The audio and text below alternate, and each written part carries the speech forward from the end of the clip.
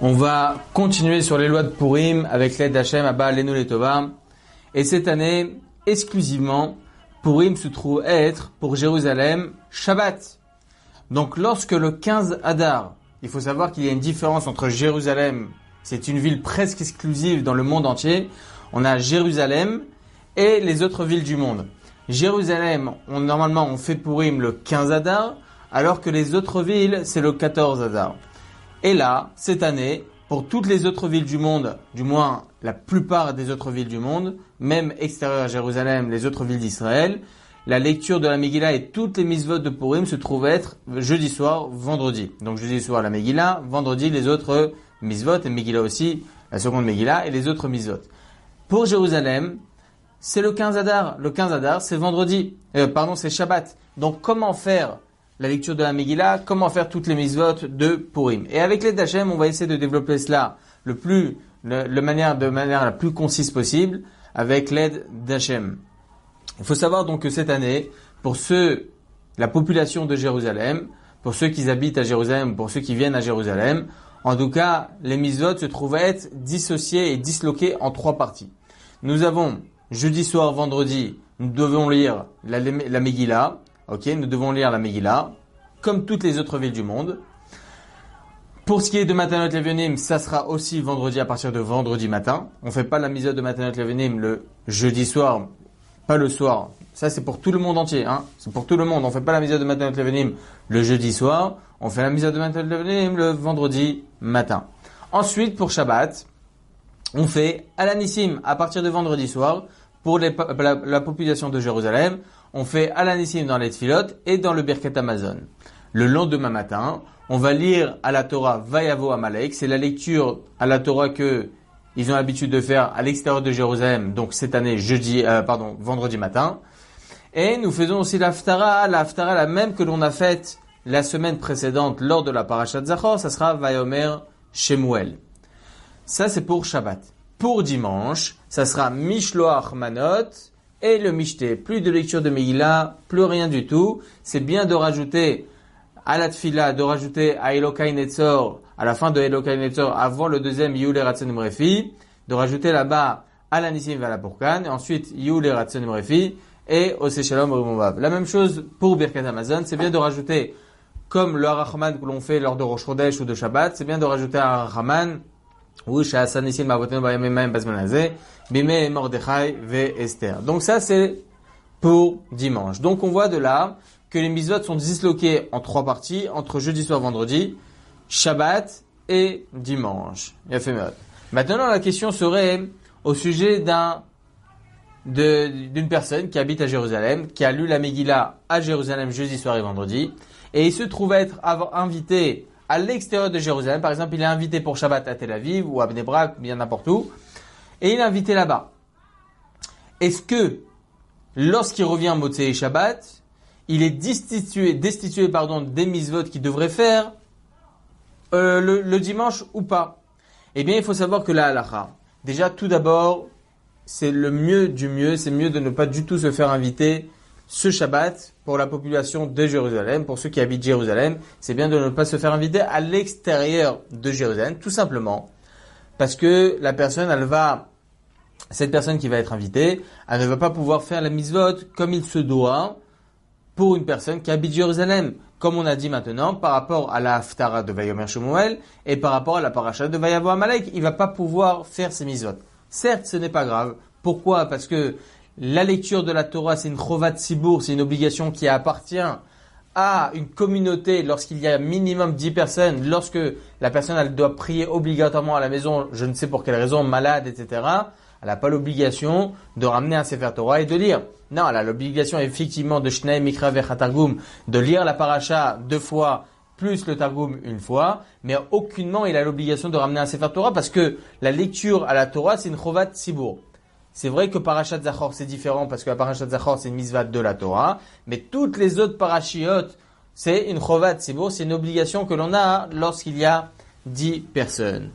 Mais quand bien même cette personne-là, cet habitant de Jérusalem qui se fait inviter à Tel Aviv pour le Shabbat du 15 Adar, il aura raté cette lecture-là et donc ça serait problématique. De plus, Certains pensent que, étant donné qu'il s'est retiré le vendredi après-midi, il s'est retiré de Jérusalem et il se trouve être à l'extérieur de Jérusalem le jour de Shabbat, il devient donc exempté lorsqu'il reviendra Motzei Shabbat, il deviendra exempté des mitzvot de Mishloach Manot et du Mishté. Mais la halakha, effectivement, n'est pas de cette manière.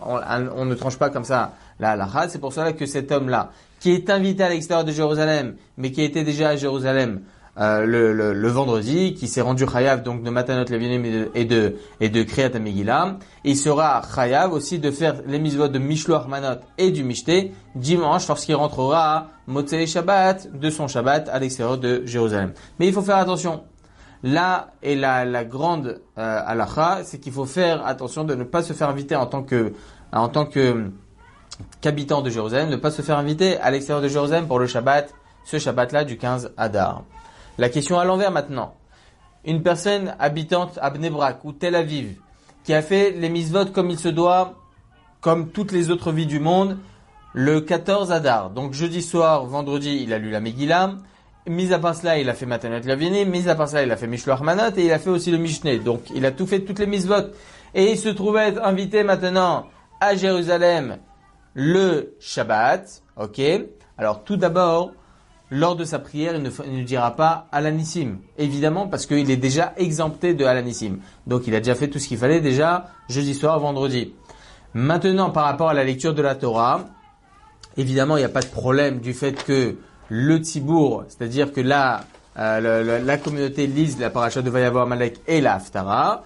Mais si maintenant il reste là-bas, cet homme-là, le Télévivien, ok, il se trouve resté à Jérusalem, Motzei Shabbat, et dimanche pour être avec la famille pour Mishté, qui habite à Jérusalem.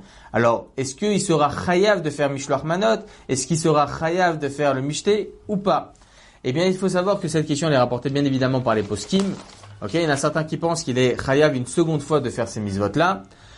D'ailleurs, cela c'est pour tous les ans. Ok, si une personne qui habite Tel Aviv vient, après avoir fait toutes les mitzvot à Tel Aviv, il vient le soir ou le matin avant la Tashachar, il vient à Jérusalem, eh bien, selon certains, il est chayav de faire une seconde fois toutes les mitzvot. Et ça, c'est une plus grande nafkamina, une plus grande différence à l'Afrique lorsqu'il s'agira d'une autre année, étant donné qu'il y a aussi la lecture de la Megillah, ce que l'on n'a pas, nous, cette année, le dimanche matin, étant donné qu'on a déjà lu la Megillah pour la population de Jérusalem, on a déjà lu la Megillah jeudi soir, vendredi. Donc, il n'y a que Mishloach Manot et le Mishté vendredi, et le Mishté, donc, dimanche.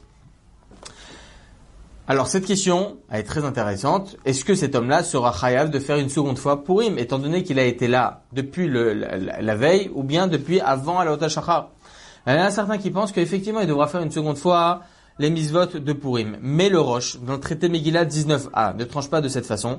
Et il dit pourquoi faire deux fois? Dont on a vu qu'une personne elle est chayav de faire deux fois Purim. Ça n'existe pas. C'est pour ça que selon le Rosh, c'est pas si évident que cela. C'est pour ça qu'il n'est pas chayav de faire une seconde fois c'est mitzvot. Il faut savoir que le grand rabbin d'Israël actuel, le Rav Yitzhak Yosef Shlita, il avait demandé une fois à son père, Maran Arav Ovadia Yosef Zichrono Livracha, il lui a demandé justement cette question.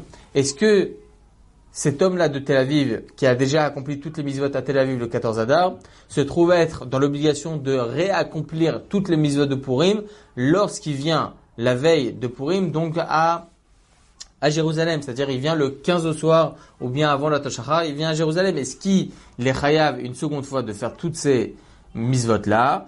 Eh bien, Maran Rav Yosef a, comme à son habitude, répondu du tac au tac. Il lui a dit, va voir le Tosfot, Meiri, Rashba, le Ritva, dans le traité Megillah 19a, lesquels pensent qu'effectivement, il est totalement exempté de toutes ces mitzvot, étant donné qu'il a déjà accompli tout ce qu'il fallait. Alors, comment comprendre ce que nous dit la Gemara explicite en ce qui concerne Bnei Akfarim? Il y a écrit comme ça que si une personne, il y a écrit comme ça dans la Gemara, si Bnei Akfarim, c'est-à-dire les gens des campagnes, ont accompli déjà les mitzvot, ok, ils ont déjà accompli les mitzvot, et ils se retrouvent être dans la ville le jour de Purim, alors ils doivent accomplir une seconde fois Purim. De quoi elle parle la Gemara? Eh bien, justement, le Meiri, le Rashba, le Ran, le Ritva, tout cela explique de la manière suivante. Il faut savoir que les Bnei Akfarim, les campagnards, comme on les appelle, les campagnards à l'époque, ils avaient l'habitude de se retrouver dans les villes pour pouvoir vendre tout ce qu'il fallait vendre, leur alimentation, leur lait, etc., leur agriculture. En tout cas, tout ce qui était alimentaire, ils devaient aller en ville pour pouvoir vendre, donc pour pouvoir avoir de la parnassa. Et le problème, c'est que si ils restaient dans les campagnes le 14 Adar, ils pouvaient pas vendre donc aux villes ce qu'il fallait pour le michté. Donc qu'est-ce qu'ils faisaient? Ils allaient le 14 Adar, ils allaient en ville pour pouvoir vendre tout ce qu'il fallait vendre. Donc Chachamim il leur disait, vous pouvez lire la Megillah depuis le 11, le 12 et le 13. Très bien, il y a fait Meod. Le Meiré, le Rashba, le Ran, le Ritva, le Tosfot, ils expliquent que uniquement dans ce cas-là, lorsqu'ils se sont rendus quitte de la Megillah le 11, le 12 et le 13, et ils se trouvent être encore une fois dans l'obligation le 14 Adar lorsqu'ils se trouvent dans une autre ville, alors là ils sont dans l'obligation de faire une seconde fois Purim. Tout simplement parce que Chachamim ils ont été méquels, ils ont assoupli leur cas à eux pour justement en cas de force majeure. Mais lorsqu'ils se retrouvent être, après avoir déjà accompli le 11, le 12 et le 13, avoir déjà accompli Purim, et ils se retrouvent être dans une ville le 14 ou le 15 Adar, alors là, ils sont dans l'obligation de refaire une seconde fois Purim. Mais aucunement dans le cas où la personne a accompli la mitzvah comme il se doit, c'est-à-dire le 14 Adar, pour une autre ville, Tel Aviv, Bnei Brak ou bien en France, n'importe. Ok? Quand bien même, étant donné qu'il a déjà accompli la mitzvah comme il se doit le 14 Adar, alors il est exempté de refaire un second Purim, le 15 Adar, même s'il se trouve être à Jérusalem, la veille du 15 Adar, ou bien le 15 Adar avant Alot Hashachar. Et comme ça, on tranche la halacha. Le Chazon Ish et le Gaon Rav Shlomo Zalman Auerbach, eux, ils sont pas vraiment de cet avis-là. Ils pensent que d'on refaire une seconde lecture lorsque c'est une autre année que cette année. Mais en tout cas, selon le Rav Shlomo Zalman Auerbach et le Chazon Ish, on est obligé de faire un second Purim. Mais la halacha n'est pas tenue de cette façon. Tel l'avis du Rav Frank dans son livre Arts Vie, du Erech HaShulchan Tayeb, donc le Rabbi Israq Tayeb de Tunis, dans le Siman 688 alinéa 5. Ça, c'est aussi l'avis du Chida. Le livre Emet le Yaakov Nino aussi tranche comme ça la halakha. Et comme ça, on tient la halakha qu'une personne qui a déjà accompli toutes les mitzvot à Tel Aviv ou une autre ville d'Israël ou bien toutes les autres villes du monde, mais en tout cas, lorsqu'il vient le 15 Adar, la veille du 15 Adar, il vient à Jérusalem, il n'est pas obligé de recommencer une seconde fois Purim. Donc cette année, si une personne a accompli toutes les mitzvot comme il se doit le 14 Adar à l'extérieur de Jérusalem, il est invité le Shabbat, il restera aussi pour le Mishté, Mishloach Manot, il restera le dimanche à Jérusalem, il n'est pas obligé d'accomplir ces mitzvot-là. Dans tous les cas, on dira que même s'il y a une discussion à ce sujet, on dira Safek de Rabbanan Akula. Safek de Rabbanan Akula, étant donné qu'il y a une marloquette dans les poskim au sujet d'une mitzvah d'ordre rabbinique, alors on sera beaucoup plus souple. C'est pour ça que cette personne-là sera exemptée du Mishté et de Mishloach Manot. Maintenant, la question, pourquoi on dit Safek de Rabbanan Akula? Pourquoi on dit en cas de doute sur une mitzvah des Rabbanan, alors on sera plus souple? Il y a écrit comme ça. Dans le traité Rosh Hashanah 19a, il y a écrit que Divrei Kabbalah qui Divrei Torah Dameh. Les paroles qu'ils ont été, pas la Kabbalah. Quand on dit que Divrei Kabbalah, c'est pas Kabbalah, c'est écrit dans le Zohar. Non. Divrei Kabbalah, c'est une institution qui a été donnée par nos prophètes. Ok? On dit que cette institution donnée par nos prophètes est similaire à un ordre de la Torah. Et on dit que la Megillah, Purim, c'est Divrei Kabbalah. Divrei Kabbalah qui Divrei Torah Dameh. Donc on devrait dire Safek de Oraita la Chumra, en cas de doute sur une mitzvah de la Torah, on devrait être plus strict. Marloquette entre le Chazon Ish et le Chida. Dans ce cas-là, on dira que la personne sera obligée de recommencer le Mishté, Mishloach Manot cette année, ou bien les autres années aussi, Mikra Megillah. Donc, pourquoi on dit Safek de Rabbanan Akula? Pour répondre, il y a écrit comme ça, dans la Mishnah du traité Megillah 19b. Akol ksherim likro et Megillah, chutz michere shote vekatan. Tout le monde, toute personne est apte à rendre quitte pour la lecture de la Megillah, sauf une personne qui est sourd, ok, une personne qui est fou, ou bien un enfant. Ces trois catégories de personnes ne pourront pas rendre quitte d'autres personnes qui sont, eux, dans l'obligation de lire la Megillah. Pour quelle raison? Tout simplement parce que là, ceux-là, ils sont exemptés de la lecture de la Megillah et donc eux-mêmes, ils ne peuvent pas rendre quitte à la Megillah. On se pose la question, comment ça se fait pour un enfant? C'est Tosfot qui pose la question. Pourquoi un enfant ne peut pas rendre quitte un adulte? Pour quelle raison? Regardez la question de Tosafot. Madoa katan shekore et Megillah lo yotzi mimeno yedechova. Pourquoi on se rend pas quitte d'un enfant? Allo kriyat Megillah miderabanan. La lecture de la Megillah se trouve être un ordre rabbinique. Et un enfant aussi est dans l'obligation d'accomplir les mitzvot d'ordre rabbinique par éducation. Donc, les deux se trouvaient dans le même statut. Pourquoi un enfant ne peut pas rendre quitte un adulte? Un enfant, il a un ordre d'ordre rabbinique d'écouter la Megillah. Un adulte, il a un mitzvah d'ordre rabbinique ou de lire ou d'écouter la Megillah. Alors pourquoi ordre rabbinique face à un autre ordre rabbinique ne peut pas rendre quitte l'un et l'autre? Tosfot de répondre la chose suivante. Lo yavo derabanan veyotzi, lo yavo tre derabanan veyotzi derabanan. J'explique. Tosfot il nous explique que un enfant, il a l'obligation d'écouter la Megillah par chinour. Donc c'est deux mitzvot derabanan. Il y a la Megillah, la lecture de la Megillah et l'éducation. Donc il y a deux derabanan. Deux derabanan, deux mitzvot d'ordre rabbinique ne peuvent pas rendre quitte une mitzvah d'ordre rabbinique qui est un adulte qui lui il a l'obligation d'écouter la Megillah ou de lire la Megillah. Il n'a pas de mitzvah d'éducation. Donc c'est pour cela que ce jeune homme-là ne pourra pas rendre quitte un adulte. Contrairement à ce qui est rapporté dans le traité Brachot 20b, il y a écrit là-bas que si une personne mange moins de 1 kabetza, moins de 54 grammes de motzi, alors il faut savoir que son birkat Amazon sera uniquement des rabanan. Et là, un enfant pourra rendre quitte son père. Si chas v'shalom, son père il est à la panim, il n'a pas la possibilité de faire birkat, il peut rien sortir de sa bouche, ou bien il connaît pas par cœur, il ne connaît pas le birkat Amazon.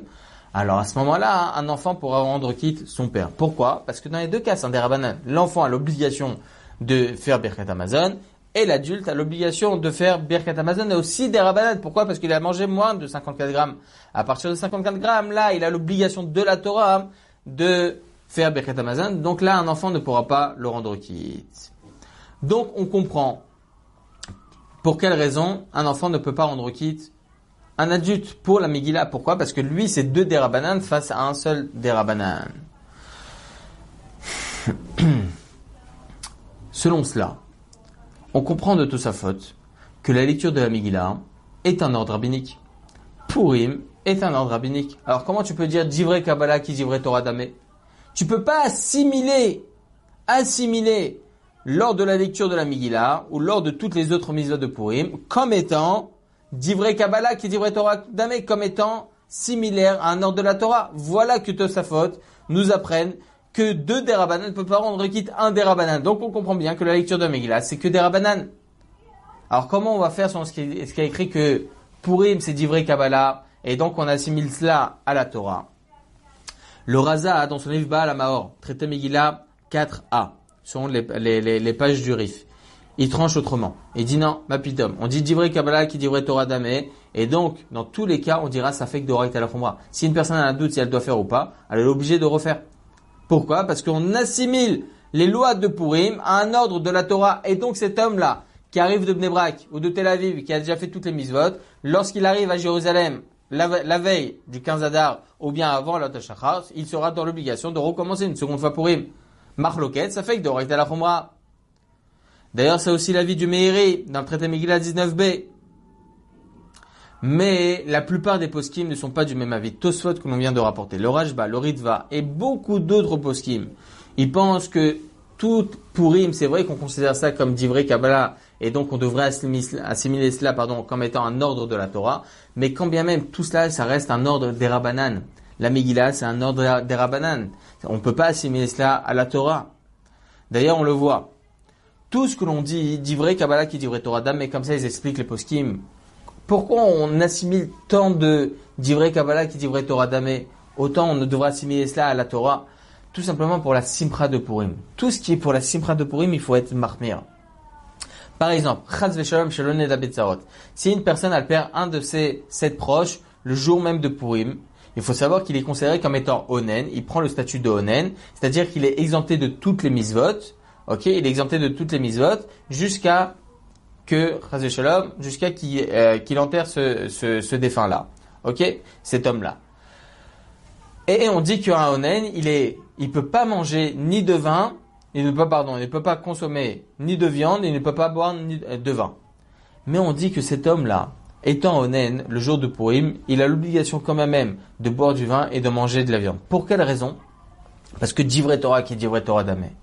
Divrei Kabbalah qui est Divrei Torah Damé. On assimilera les mitzvot de Purim comme étant un ordre de la Torah, même si ce n'est pas un ordre de la Torah. On l'assimile à un ordre de la Torah pour ce qui est Simchat Purim, pour ce qui est de la joie de Purim. Et donc cet homme-là a assez des aché, doché assez des tzibour. Ok, donc là, la personne elle a une mitzvah positive de ne pas consommer. Il a une mitzvah positive d'avoir un statut de onen et donc par extension de ne pas consommer de viande ni de boire de vin.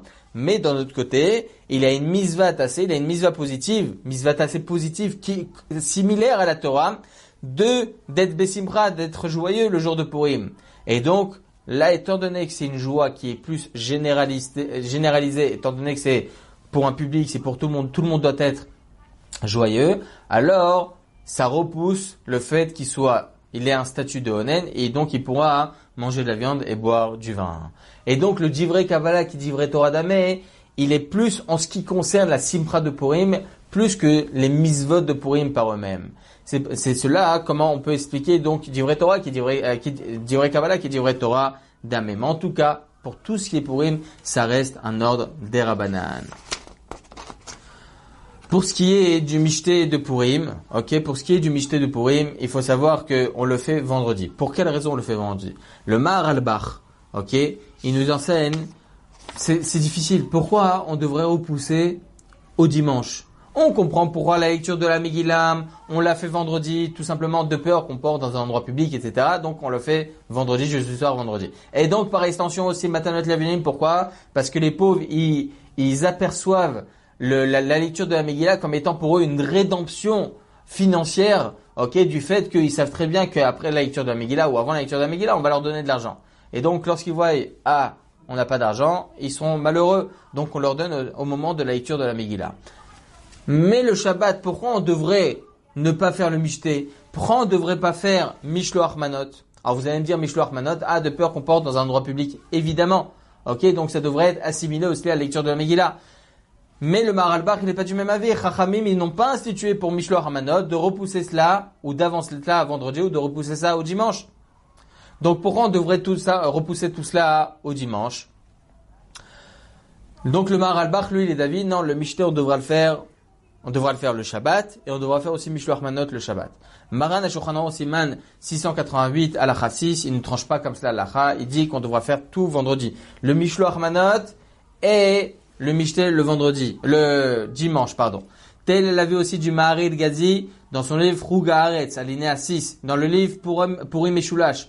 Et donc, tout cela, ils sont d'avis que, entre autres Maran HaShulchan Aruch, Rabbi Yosef Karo, de repousser donc le Mishté et Mishloach Manot au vendredi. Mais pourquoi on a rapporté l'avis du Maharal al-Bach? Tout simplement, si une personne, on parle de la population de Jérusalem, évidemment, lorsque le 15 Adar est le Shabbat.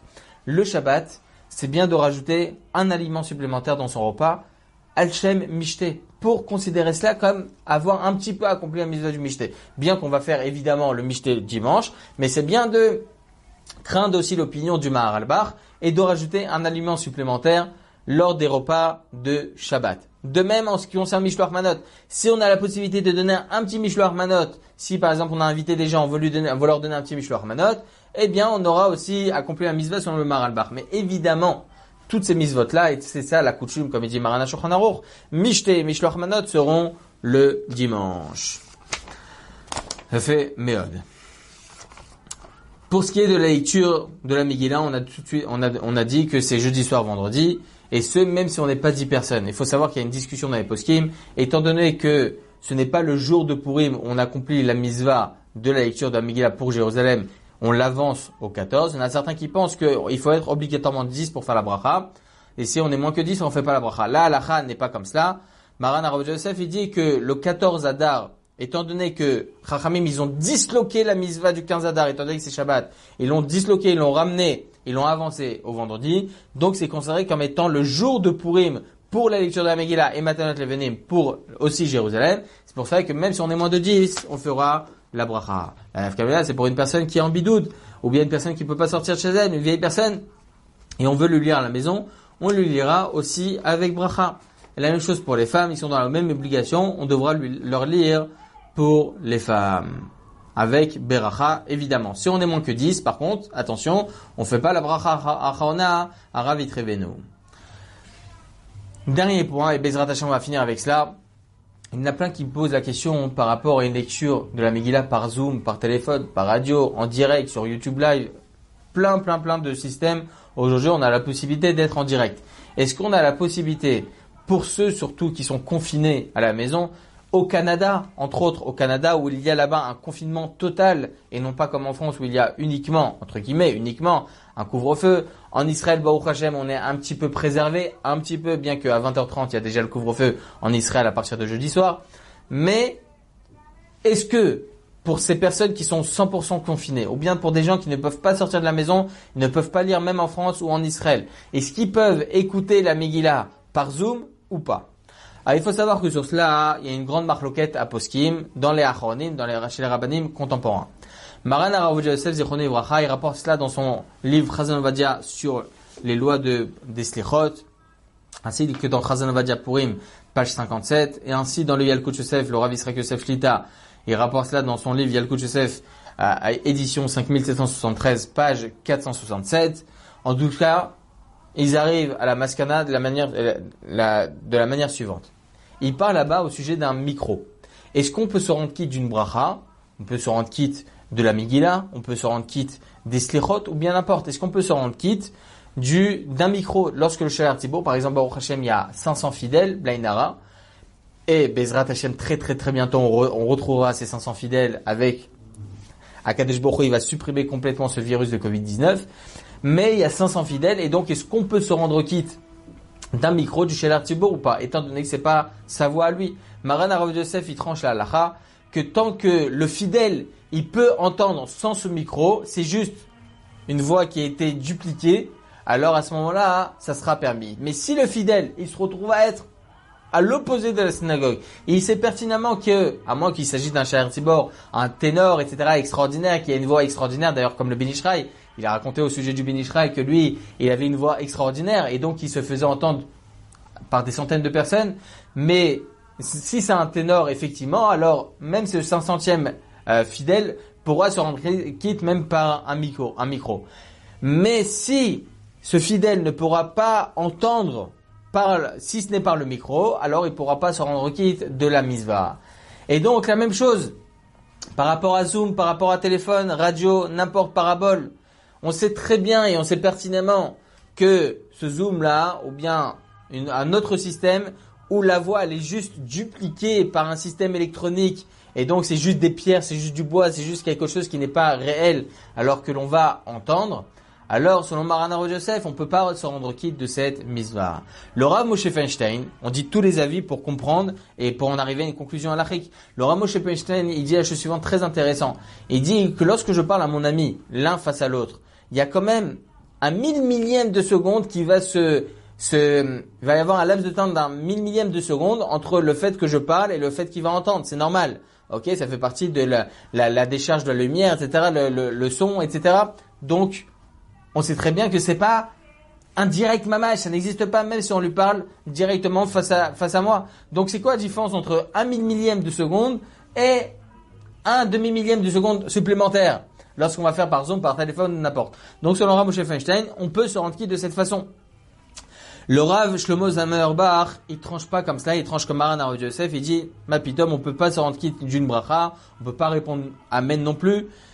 Mais le Rav Kook, le Rav Arashi, le premier Rav Arashi d'Israël, le premier grand rabbin d'Israël, dans son responsable Orach Mishpat, ainsi que le Rav Uziel dans son livre Mishpat et Uziel, tranche pas de cette façon, et ils disent que vraiment on peut se rendre quitte d'une telle façon, même si c'est par téléphone. Même s'il y a un 1000 millième de seconde de laps de temps, même une ou deux secondes de laps de temps de différence. C'est aussi l'avis du Rav Yaakov Moshe Toledano dans son responsable Yam Agadol. Ok? C'est aussi l'avis du responsable Maharechelev, du Rav Tzirleson, ainsi que le mari Angil dans son Guillonnet à chasse. C'est aussi l'avis du Rav Frank. Donc tout cela, ils pensent qu'on peut se rendre quitte d'une mitzvah, même si c'est fait par téléphone, tout simplement qu'il n'y a pas de différence entre la personne qui est en face de moi et un demi-millième de seconde supplémentaire lorsque je veux faire par téléphone. Mais encore une fois, on a dit que selon Maran Aravadia et selon le Rav Shamzon Auerbach, on ne peut pas accomplir une mitzvah de cette façon. Alors comment on va trancher cette année? Si, dans tous les cas, une personne elle peut pas lire à la maison, la personne n'a pas de Megillah. Si elle a une Megillah qui est Kshira, ok, elle sait pas lire, certes, elle sait pas lire avec les ta'amim, elle ne sait pas lire dans les mots parce que tout simplement il n'y a pas de nekudot et tout ça, alors elle ouvrira sa Megillah et elle écoutera effectivement par Zoom, tout en lui-même disant, répétant après le Shalar Tzibour directement par Zoom. Et donc, dans ce cas-là, il fera même la bracha, lui-même il dira la bracha, et il ira de sa propre bouche. Attention, s'il n'est pas de sa propre bouche, c'est considéré comme étant bracha levatala. Faire très attention à cela. S'il n'a pas de Megillah qui est Kshira, il n'a aucune possibilité de se rendre à la synagogue. Il n'a aucune possibilité de lire lui-même, parce qu'étant donné, il n'a pas de Megillah Kshira. Alors, effectivement. Alors, on dit la halakha comme ça, il tranche Maran à Shulchan Aruch Bichlal, il dit que si une personne n'a rien, elle n'a aucune possibilité de lire la Megillah d'une façon comme il se doit, ni à la synagogue ni rien, alors il ira dans un chumash. Alors dans ce cas-là, on pourra se tenir selon les opinions qu'on a vues au préalable, d'écouter par Zoom, mais évidemment ne pas se rendre quitte de cette Megillah, parce qu'on peut pas se rendre quitte de cette Megillah, et donc on lira nous-mêmes avec le chumash en même temps que le Shaler Tzibour. En tout cas, c'est très important de le savoir, qu'on peut pas se rendre quitte de la mitzvah ni par Zoom, ni par téléphone, ni rien. Mais s'il n'y a rien d'autre, alors on pourra se fier selon les autres opinions et lire en même temps que le Shaler Tzibour ce qu'il va faire sur un chumash, ou bien le mieux, le top du top, si on a une Megillah Kshira, de lire directement dans cette Megillah, et donc par extension on fera la Beracha. Baruch Adonai Le'olam, Amen ve Amen. Purim Sameach à tous.